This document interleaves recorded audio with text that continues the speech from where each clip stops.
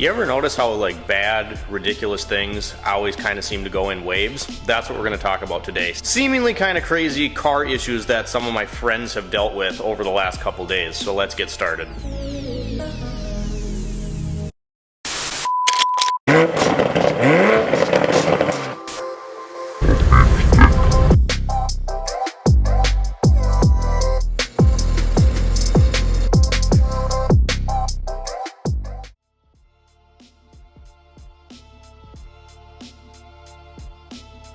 Hey guys, welcome back for another discussion video. If you're new to the channel, welcome. When we do these discussion videos, we kind of just sit down and talk about stuff. You know, that could be car industry, enthusiast side of things, tools, anything to do with automotive. So today I wanted to talk about these seemingly ridiculous things that have happened over the last couple days, maybe the last couple weeks, to my friends with their vehicles. So we're gonna insert some pictures in here. Shop's been busy, we've been working on Mazda stuff. If you saw the last video, we got a lot of piddly little stuff done on that. It's over to my side there. If you haven't checked out the Mazda progress video, check it out after you watch this one. It's a laid back video today, guys. It's Friday, I'm excited for the weekend. But over the last week and a half or so, there's been some crazy things happen to a couple of my friends. First one we're gonna talk about is my buddy Jeremy over at Woody's Custom Coatings and Repair. So I'll put a few pictures in here as we kind of describe what happened, but this is kind of the predicament we ended up in.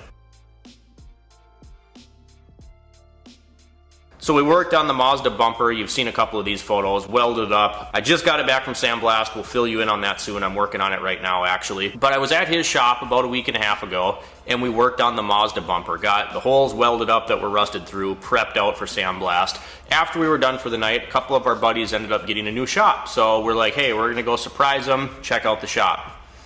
I know Jeremy's Prelude's been in a couple of the videos, but kind of the backstory on this car is it sat for like 4 years, went through a couple different engines, and it's a really cool car. But it'd been sitting forever, and he just recently got it back together, got a base tune on it, and we're getting ready to go, and I hop in the Mountaineer, and he's like, well, let's just ride in the Prelude. And I didn't tell him this, but something in the back of my mind was like, this could go poorly for, you know, whatever reason.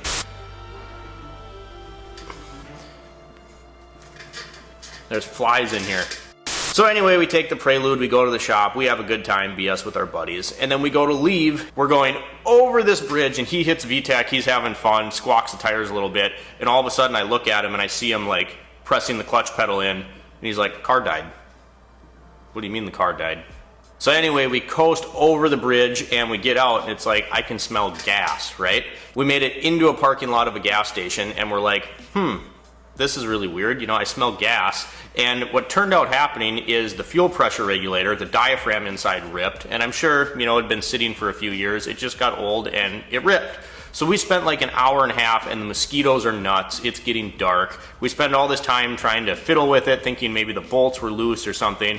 We end up taking it apart and finding the ripped diaphragm, and it's like, hey, we're not gonna fix that, you know? So it's been a couple hours, and we're like, okay, we have to think of what to do. And I look down, and I'm like, well, this is an AEM fuel pressure regulator. And he's like, oh no, the fuel rail is AEM.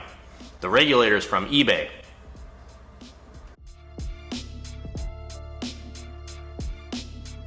It's dark, he knows I gotta razz him for this. Somebody decided to splurge on the AEM fuel rail and not the pressure regulator. That's from eBay, and crack a little VTEC, and now we're stuck here and there's mosquitoes. Why would you buy the AEM, you know, the fuel rail is like chunk of aluminum. Why wouldn't you buy that from eBay and get the regulator for, whatever, it's okay. So anyway, my Mountaineer ends up being a little over a mile away, so we walk to the Mountaineer in the dark, grab it, grab a tow rope, go back and get the Prelude, and then tow it to his house.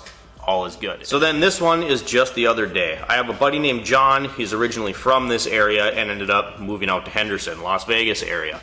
I get a call, and we message back and forth once in a while, but I really don't ever get phone calls from him. And I'm like, what could this be?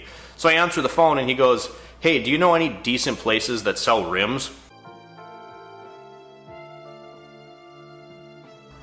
Yeah, that's John's Camaro SS. So he walked out of his apartment in this like nice gated community in Henderson, and his Camaro is just sitting there on blocks. And he was kind of like, you know, I had to go get approval to have it sit there because technically it's not operational now. Somebody stole his wheels in the middle of the night, and he's like, I don't want to call a tow truck and have them like scrape it getting it on a trailer or a flatbed, so I want to get wheels to put on the car. That way I can bring it to the shop, get it checked over, because they also tried to steal his catalytic converter. And I'm just like, what is happening? So first the Prelude, you know, has all these issues. Then my buddy literally just gets the wheels stolen off his car, and I guess, you know, it's a fairly common thing, but it's just like, I think bad things happen in threes, and I'm like looking around waiting for, you know, something to happen around here. So fingers crossed, hopefully that doesn't happen, but just ridiculous car things that have happened over the last couple days. Short and sweet today, guys, just kind of a low-key little discussion video. I did want to float this idea by you, though. Remember when YouTube was like new and car YouTube automotive content used to just be like uncut, unfiltered? Here's an Audi S4 with no mufflers on it. Here's, you know, a Grand Caravan jumping a ditch. I've been floating around the idea of doing like a little mini-series, sub-series on the channel called like Raw Uncut, whatever it's going to be called, and try to bring back some of those old school automotive type videos. So I'll still do the normal content on the channel. I enjoy doing the vlogs, bringing you along, doing discussions, but I'm just thinking, would that be something that you would want to see? It would be like, you know, ridiculous car stuff that we see, repairs, just quick, to the point, how-tos without any talking, really no conversation. It would be like YouTube was back when YouTube started. It would just be random clips of car content. If that's something you would like to see, drop it down in the comments. I might try a few of them, just see how they're perceived, and then we'll go from there. If you guys enjoyed the video today, drop me a comment down below. Like and subscribe if you have not already. And as always, we'll catch you next time.